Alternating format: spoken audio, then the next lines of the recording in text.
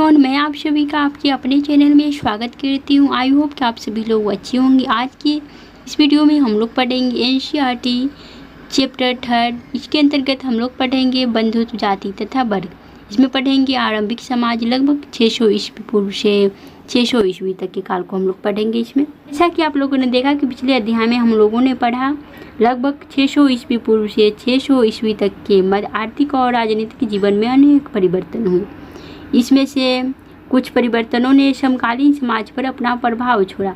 उदाहरणतः one क्षेत्रों में कृषि का विस्तार हुआ। तो उदाहरणतः हम लोगों ने देखा कि वन क्षेत्रों में कृषि का कैसे विस्तार हुआ, जिससे वहां रहने वाले लोगों की जीवन शैली में परिवर्तन हुआ।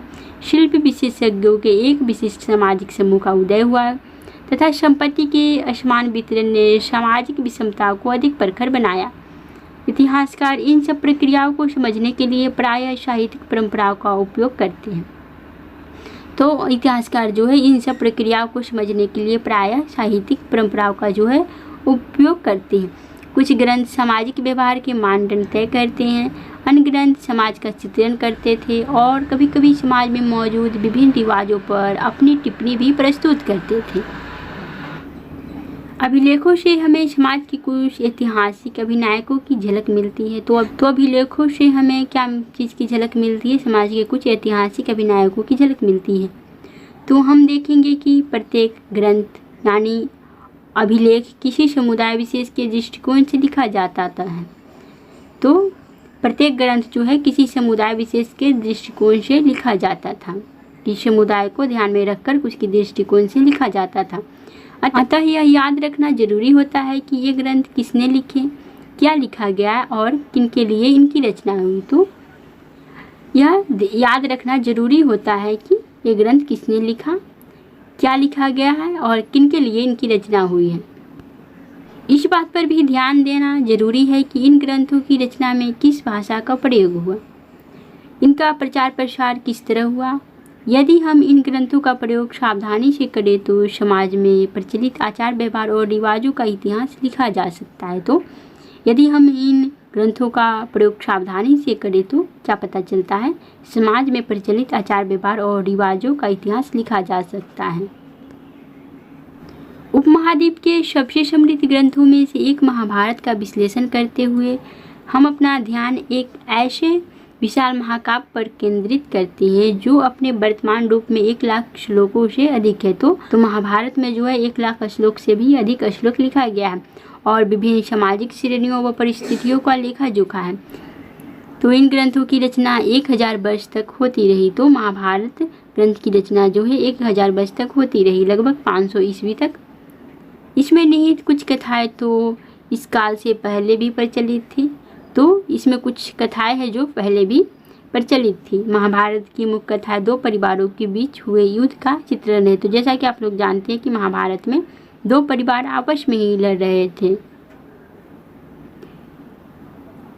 इस ग्रंथ के कुछ भाग विभिन्न सामाजिक समुदायों के आचार व्यवहार के मानदंड तय करते हैं।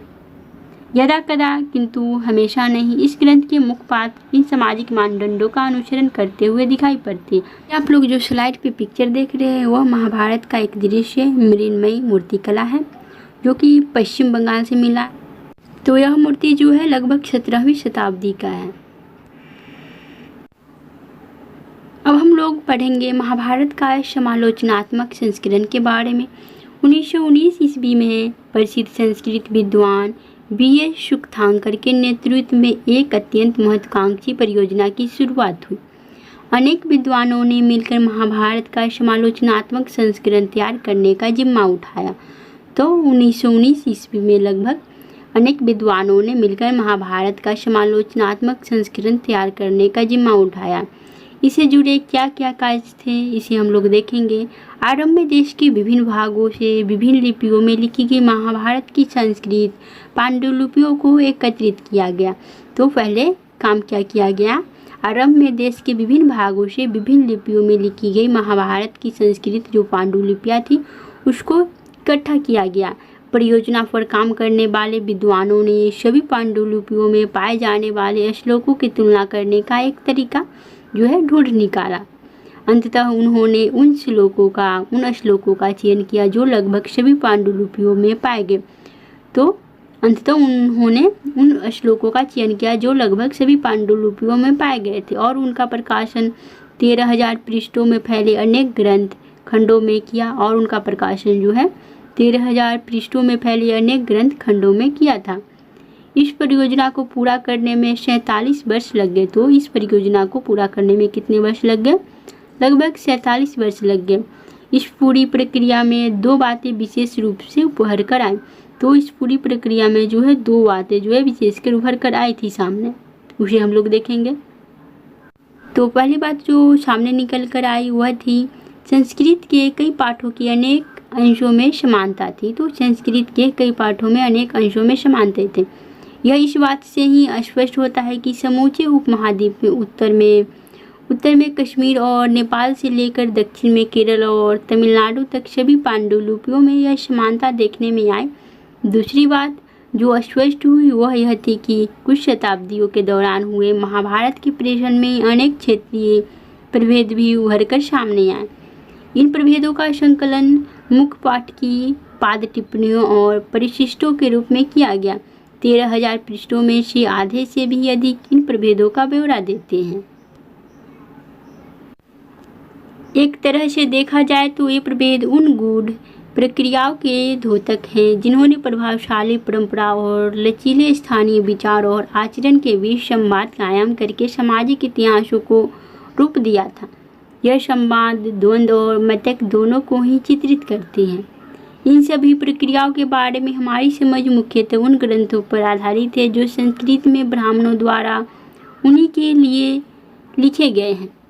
19वीं और 20वीं शताब्दी में इतिहासकारों ने पहली बार सामाजिक इतिहास के मुद्दों का अनुशीलन करते समय इन ग्रंथों को सही तौर पर समझा। उनका विश्वास था कि इन ग्रंथों में जो कुछ भी लिखा गया है वास्तव में उसी तरह से उसे व्यवहार में लाया जाता होगा। कालांतर में विद्वानों ने पाली, प्राकृत और तमिल ग्रंथों के माध्यम से अन्य परंपराओं का अध्ययन किया। इन अध्ययनों से यह स्पष्ट हुआ कि आदर्श मूलक संस्कृत ग्रंथ आमतौर से आधिकारिक माने जाते थे, किंतु इन आदर्शों को प्रश्नवाचक दृष्टि से भी देखा जाता था और यदा कदा इनकी अवहेलना भी की जाती थी। जब हम इतिहासकारों द्वारा सामाजिक इतिहासों के पुनर्निर्माण की व्याख्या करते हैं तब हमें इस बात को ध्यान में रखना होगा